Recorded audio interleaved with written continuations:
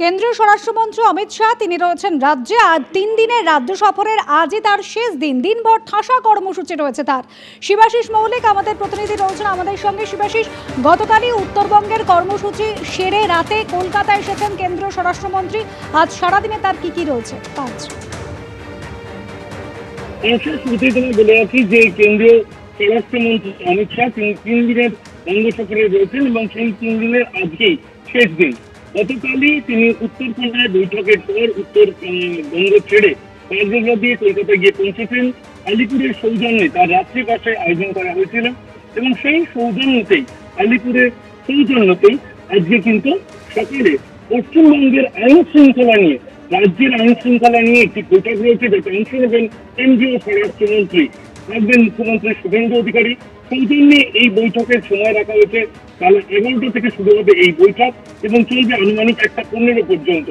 এরপরে জাতীয় গ্রন্থাগারে যাবেন কেন্দ্রীয় স্বরাষ্ট্রমন্ত্রী। সেখানে ন্যাশনাল লাইব্রেরিতে ওয়ার্ল্ড মিউজিয়াম শব্দের একটি সংগ্রহশালা তৈরি করা হচ্ছে, যার উদ্বোধন করবেন কেন্দ্রীয় স্বরাষ্ট্রমন্ত্রী অমিত শাহ।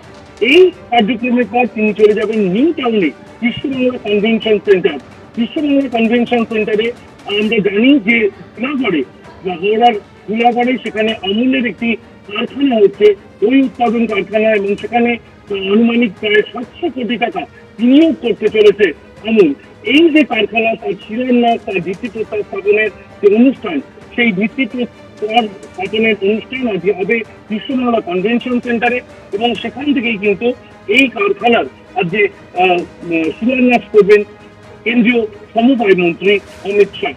অর্থাৎ এই যে 3 দিনের সফর, তাতে কিন্তু একদিকে যেমন কেন্দ্রীয় স্বরাষ্ট্রমন্ত্রী আইন শৃঙ্খলা বিষয়ক বেশ কিছু বৈঠক করলেন, অন্যদিকে দেখা গেল কেন্দ্রীয় সমবায় মন্ত্রী হিসেবেও কিন্তু এই যে আমুলের কারখানা, সেই আমুলের কারখানার বিনিয়োগ, সেই কারখানার শিলান্যাস করে সমবায় মন্ত্রী হিসেবে কিন্তু চাপ ফেললেন কেন্দ্রীয় সমবায় মন্ত্রী অমিত শাহ। এই ভিত্তিপ্রস্তর স্থাপনের পর বিশ্ববাংলা কনভেনশন সেন্টার থেকে বেরিয়ে তিনি কলকাতা বিমানবন্দর থেকে সূচি অনুযায়ী আনুমানিক 5:50 তিনি রওনা দিচ্ছেন দিল্লির উদ্দেশ্যে। অনুষ্কা, ধন্যবাদ শিবাশিস। এর আগে উত্তরকন্যার বৈঠকে অনুপ্রবেশ ঠেকাতে একাধিক নির্দেশ দেন কেন্দ্রীয় স্বরাষ্ট্রমন্ত্রী অমিত শাহ। তিনি বলেন, সীমান্ত এলাকায় বিএসএফকে দ্রুত ফেন্সিং এর কাজ শেষ করতে হবে। উপদ্রুত এলাকায় ত্রিস্তরীয় ফেন্সিং চাই। প্রয়োজনে আরও আধুনিক যন্ত্র আনতে হবে। সেই সঙ্গে উঠে এসেছে চিকেন নেকের নিরাপত্তার প্রসঙ্গ। অনুপ্রবেশ ঠেকানো মোদী সরকারের কাছে অন্যতম চ্যালেঞ্জ। পশ্চিমবঙ্গে ভোটের আগে এই কথা বারবার বলে এসেছেন বিজেপির নেতারা। हमारी सरकार घुसपैठ के प्रति जीरो टॉलरेंस की नीति से आगे बढ़ेगी। मैं पश्चिम बंगाल की जनता को भरोसा दिलाना चाहता हूं, एक बार पूर्ण बहुमत की भारतीय जनता पार्टी की सरकार बनाइए। हम डिटेक्ट, डिलीट और डिपोर्ट ये पॉलिसी के तहत चुन कर एक एक घुसपैठियों को बंगाल के बाहर निकालने का काम करेंगे।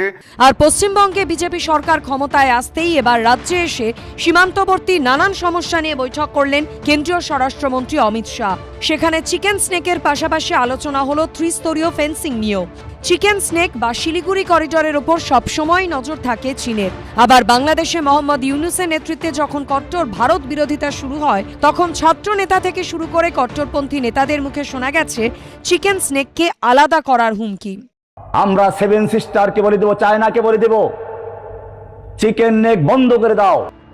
ফলে স্বাভাবিকভাবেই চিকেন স্নেকের নিরাপত্তা বাড়ানোর দিকেও নজর দিতে হয়েছে মোদী সরকারকে। এদিন উত্তরকন্যার বৈঠকে যে বিষয়টি বিশেষভাবে গুরুত্ব দেওয়া হয়। সূত্রের খবর, চিকেন স্নেককে কেন্দ্র করে পরিকাঠামো বাড়াতে অতিরিক্ত জমির প্রয়োজন জানিয়েছে এসএসবি আইটিবিপি।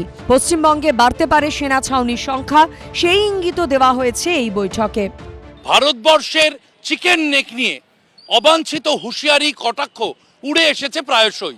তাই চিকেন নেক নিয়ে বাড়তি সতর্কতা। চিকেন নেকের সুরক্ষা জাতীয় নিরাপত্তার জন্য প্রয়োজন। সেই চিকেন নেক নিয়ে চিকেন নেকের অদূরে বসেই উত্তরকন্যায় কেন্দ্র ও রাজ্যের বিভিন্ন সংস্থার সঙ্গে বৈঠক করলেন দেশের স্বরাষ্ট্রমন্ত্রী অমিত শাহ। চিকেন নেকের ক্ষেত্রে এসএসবি এবং আইটিবিপি তারা জমি চাইছেন। এখন এই চিকেন নেকটা বরাবরই একটা খুব সেন্সিটিভ লোকেশন।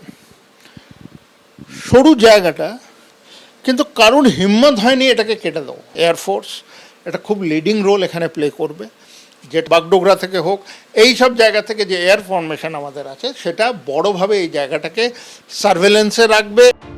উত্তরকন্যায় অমিত শাহর সঙ্গে বৈঠকে মুখ্যমন্ত্রী শুভেন্দু অধিকারী ছাড়াও উপস্থিত ছিলেন বিএসএফ এবং এনআইএ ডিজি, রাজ্যের মুখ্য সচিব, স্বরাষ্ট্র সচিব, আইজি উত্তরবঙ্গ এবং অন্যান্যরা। ক্ষমতায় এসে ইতিমধ্যেই সীমান্তে কাঁটাতার বসানোর জন্য বিএসএফকে বিপুল পরিমাণ জমি হস্তান্তর করেছে বিজেপি সরকার।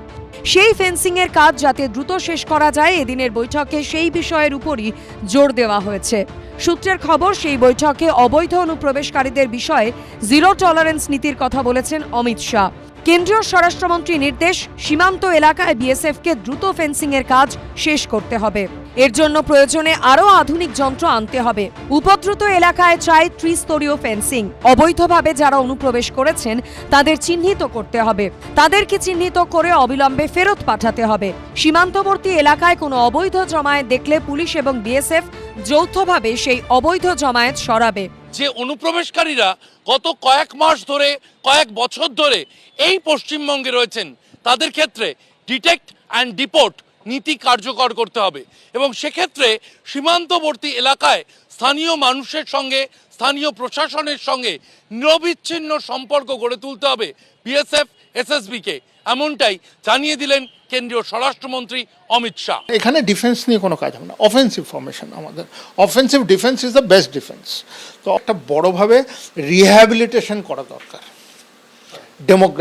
আমাদের ডেমোগ্রাফিটা ওখানে দেখা উচিত এবং আমাদেরকে সেইভাবে একটা রিহ্যাবিলিটেশন করা দরকার, যেখানে আমরা আমাদের যাদের উপরে আমরা ভরসা করি তাদেরকে যেন ওখানে ডিপ্লয় করা হয়।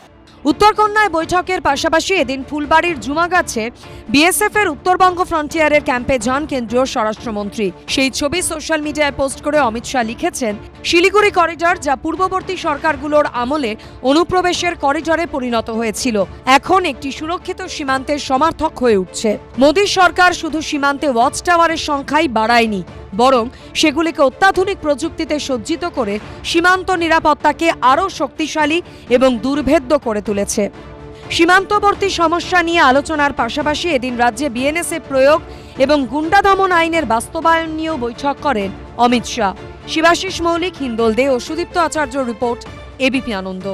এবিপি আনন্দ, এগিয়ে থাকে, এগিয়ে রাখে।